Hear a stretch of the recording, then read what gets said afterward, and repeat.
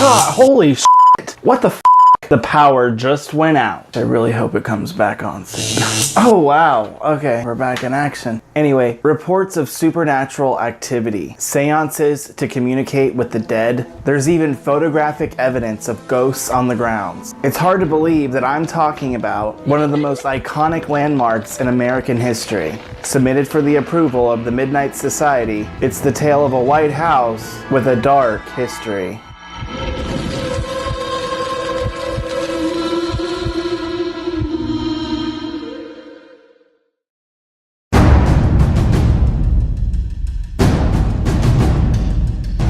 The year was 1861.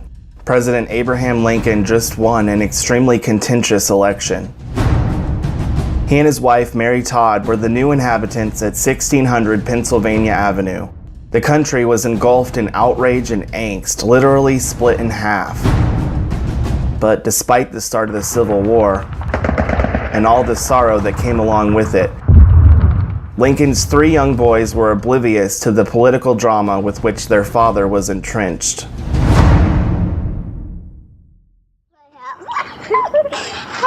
They were excited about moving into their new home, turning the White House into their new playhouse. The first few months of their father's presidency were filled with pure joy. The group found new adventures every day on the grounds. That was until a sudden, tragic change.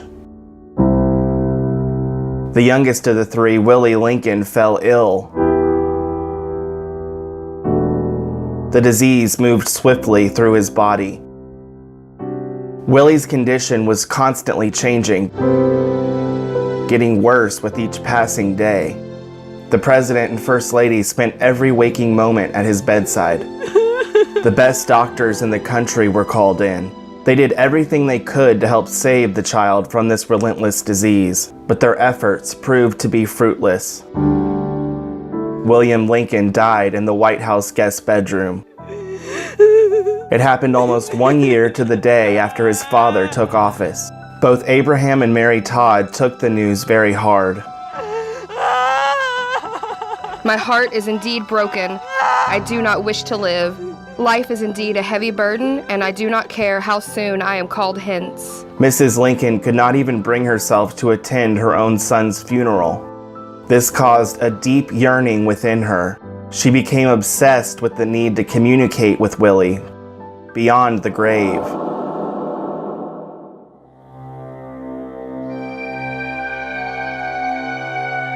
She began participating in seances, hosting these rituals in the Red Room of the White House nearly every night. Welcome to the seance. I am friend of the spirits. She claimed the grand piano in that room. It began to levitate during one of these gatherings. Historians agree Mary Todd never did get over the death of her youngest child. It was the first of many tragic events she'd end up facing over the course of her life.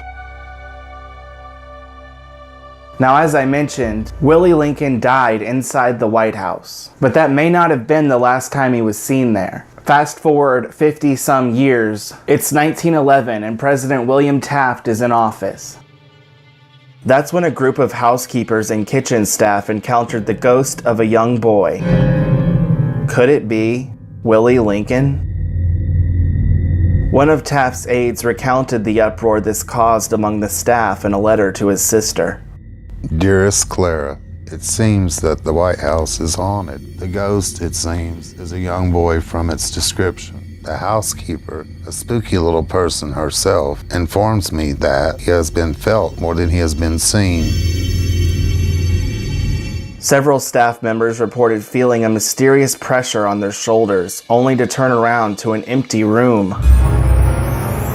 She insisted that it was this manifestation which caused such fright among the servants. First Lady Helen Taft's personal maid was one of the few who actually saw the ghost. She described it as a young boy with light, unkempt hair and sad blue eyes.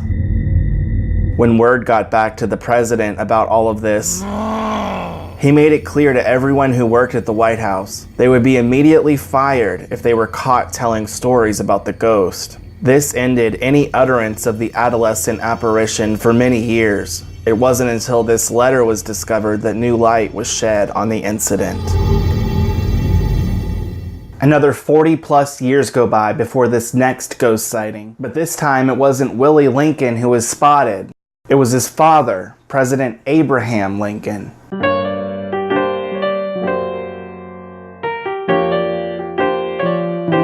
We interrupt this program to bring you a special news bulletin from CBS World News. A press association has just announced that President Roosevelt is dead.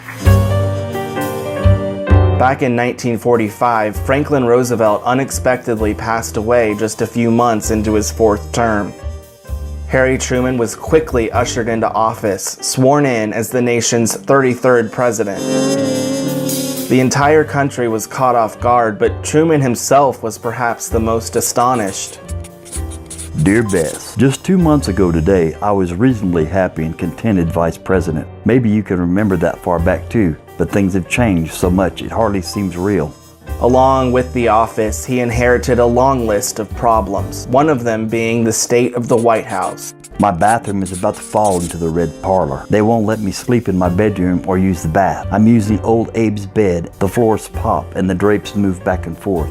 It was in such disrepair that a chandelier almost crushed his wife. She was hosting a group of guests in the Blue Room. That's when Truman knew something had to be done. He called a restoration team. It was so bad they wanted to tear down everything and start over.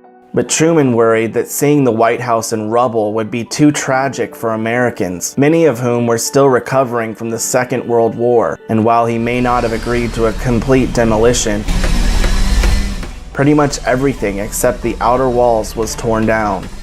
Hundreds of photos of the project can be found in the National Archives, but it's this photo that people around the world point to as proof that ghosts do exist. At first glance, it may not appear to be all that spectacular. There's some construction equipment in the foreground and a group of workers standing in the background, but a closer look reveals a transparent figure standing in the corner by itself. Joshua Warren is an internationally recognized expert on paranormal research. He also hosts a radio program. One of the listeners found this photograph in a biography of President Truman. Up until that point, no one had noticed the apparition. Warren spent the past several years trying to figure out if it is in fact a real ghost. He's now convinced that it not only is a ghost, but it's also the ghost of President Abraham Lincoln.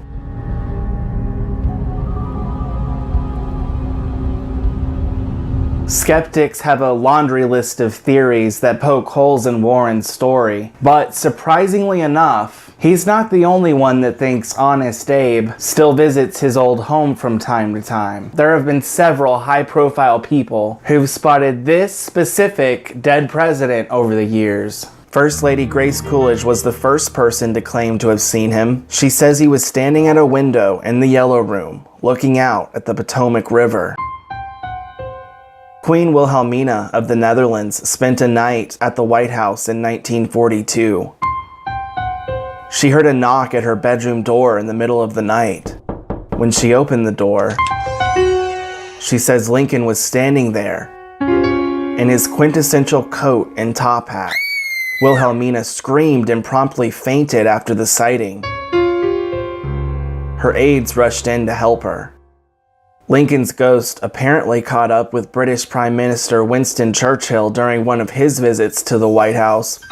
He had just gotten out of the bathtub when he spotted Lincoln standing by the fireplace, leaning on the mantel. Seeing as how Churchill was naked at the time, he said, "Good evening, Mr. President. You seem to have me at a disadvantage." Lincoln chuckled as he slowly disappeared. Now, whether you believe in ghosts or not, you can't deny the fact that a whole lot of people have claimed to have seen or heard or felt them at the White House. We just went over a few encounters, but there are many, many, many more reports. Now, let's say most of them aren't true. The fact remains, if just one of those stories is true, then that means the White House is perhaps the most haunted house on the planet. Thanks for watching and happy Halloween. Please, please, please hit the like button and share this video with your friends. I'm curious, what do you think about these stories? Let me know, I love hearing from you. Don't forget to check out my other videos, and I'll see you next week for another edition of For Me, You Work.